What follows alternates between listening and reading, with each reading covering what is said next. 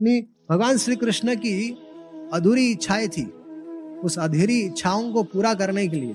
तो भगवान श्री कृष्ण को हम सब पूर्ण पुरुषोत्तम कहते हैं, लेकिन ऐसे पूर्ण पुरुषोत्तम भगवान की 3 अधूरी इच्छाएं थी। ये जो इच्छाओं वाला जो भगवान की जो इच्छा है वो अलग अलग अवतारों में अलग अलग होता है। नरसिंह देव की जब अवतार हुआ था तो नरसिंह देव जो प्रकट हुए थे तो उसमें भगवान जब प्रहलाद के प्रेम को देखते थे, प्रहलाद किस तरह से उनसे प्रेम करता है, किस तरह से उनकी भक्ति करता है, तो नरसिंह देव विचार करने लगे कि मुझे अगर प्रहलाद जैसा प्रेम करना है तो मुझे क्या करना पड़ेगा। तो बोलते हो तो प्रहलाद तो मैं का जो भाव है पिता सब, मैं उसका पिता हूं, तो मेरे पिता कौन है? ये पिलर। नरसिंह देव किसमें से प्रकट हुए हैं? खंबे में से प्रकट हुए। तो नरसिंह देव ने विचार किया मेरे माता पिता तो खंबा है, तो मैं कैसे उस भाव का आस्वादन कर पाऊंगा। तो इसलिए नरसिंह देव ने विचार किया आगे से जितने सारे अवतार हैं तो कोई ऐसे डायरेक्ट अवतार नहीं लूंगा, माता पिता के गर्भ से माता पिता के माध्यम से मैं अवतार ग्रहण करूंगा। तो उनकी जो इच्छाएं थी नरसिंह देव के लीला में, जो उनकी जो इच्छाएं थी वो राम अवतार से आगे सारी पूर्ण होती गई। राम अवतार में भगवान ने विविध प्रकार की लीलाएं की, लेकिन राम अवतार में भी कुछ इच्छाएं अधूरी रह गई। ये सब हमें जानना आवश्यक है, ये हमारा गौड़िया वैष्णव सिद्धांत है। राम अवतार में भगवान श्री राम की इच्छा थी कि मेरे जो मित्र होने चाहिए वो कैसे होने चाहिए। मित्र कैसे होते हैं? कंधे पे हाथ रख के एक दूसरे को गाली गलौज देनी चाहिए। भगवान श्री राम के मित्र कैसे थे? प्रभु श्री राम। ऐसी भगवान को मित्रता नहीं चाहिए थी। भगवान कहते थे अरे सुग्रीव विभीषण इत्यादि सब उनके मित्र थे, लेकिन वो निषाद राजू मित्र थे। कैसे व्यवहार करते थे? एकदम ऐसे ऑ एंड रेवरेंस के साथ। तो भगवान कहे कि ऐसी मित्रता मुझे नहीं चाहिए। मुझे मित्रता कैसी चाहिए? इसमें कोई मित्रता है?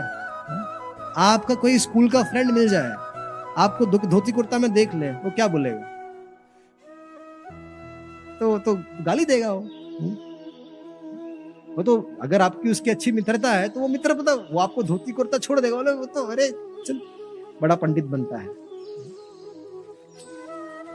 वैसे ही जब श्री राम जी की एक और इच्छाएं थी, उसमें श्रीमती सीता जी के साथ उनका स्वकीय भाव था और उनको परकीय भाव आस्वादन करने की इच्छा थी। तो ये दोनों इच्छाएं अधूरी रह गई।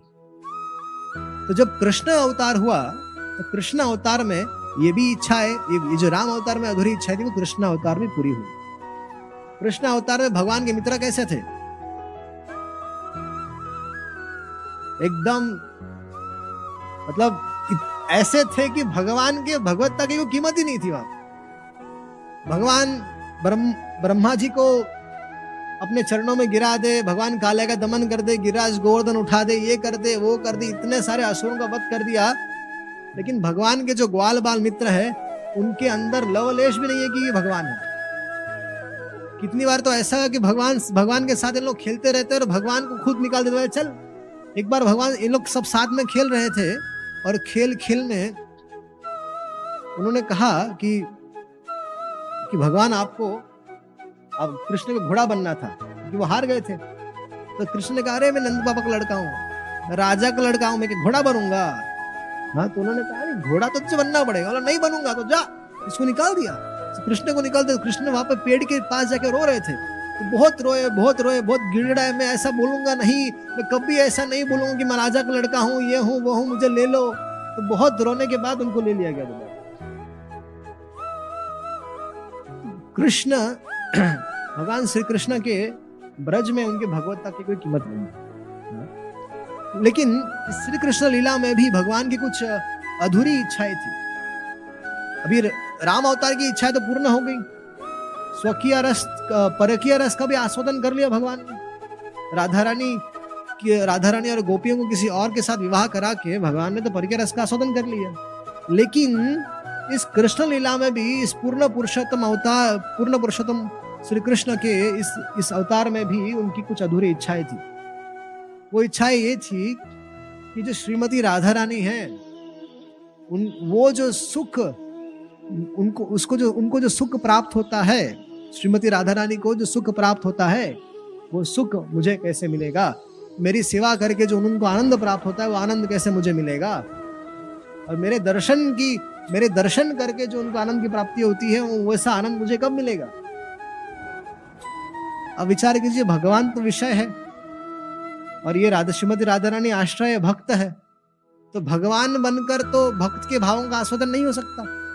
तो भगवान ने खूब विचार किया, सारे अवतार इनसे निकलते हैं, लेकिन जब राधा रानी के प्रेम को देखते थे तो इन पूर्ण पुरुषों तो भगवान श्री कृष्ण का माथा चकरा जाता था कि ये कैसे इसके भाव का आस्वादन करूं, चोरी करूं, क्या करूं?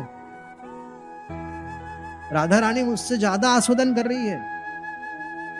तब भगवान श्री कृष्ण ने श्रीमती राधा रानी के भाव और अंग देह की कांति को स्वीकार कर चैतन्य महाप्रभु के रूप में प्रकट हुए और जगन्नाथपुरी में उनकी जो अधूरी इच्छाएं थी, 3 अधूरी इच्छाएं थी, वो पूरी हो गई। जगन्नाथपुरी में भगवान श्री जगन्नाथ श्याम सुंदर के रूप में थे और श्रीमती राधा रानी के भाव को लेकर जब चैतन्य महाप्रभु आए थे, वो चैतन्य महाप्रभु राधा रानी के भाव में उसका आस्वादन कर रहे थे। तो ये जो इच्छाएं थी उनकी, वो जगन्नाथपुरी में जाकर पूरी हुई। ये हमें जानना चाहिए, हमारा गौड़ीय वैष्णव सिद्धांत है। महाप्रभु भगवान श्री कृष्ण की अधूरी इच्छाएं कहाँ पूरी हुई? जगन्नाथपुरी में, गंभीरा में। श्री कृष्ण राधा रानी के भाव और अंग कांति को लेकर रो रहे थे। कैसे रो रहे थे? जैसे राधा रानी उनके लिए रोती है। जिस तरह से श्रीमती राधा रानी ब्रज लीला में, विरह में उनके लिए रोती थी, वैसे ही महाप्रभु गंभीरा में, जगन्नाथपुरी में 18 साल रहकर रो रो के बिताए है और उस भाव का आस्वादन किया है। ये हम लोगों को जानना।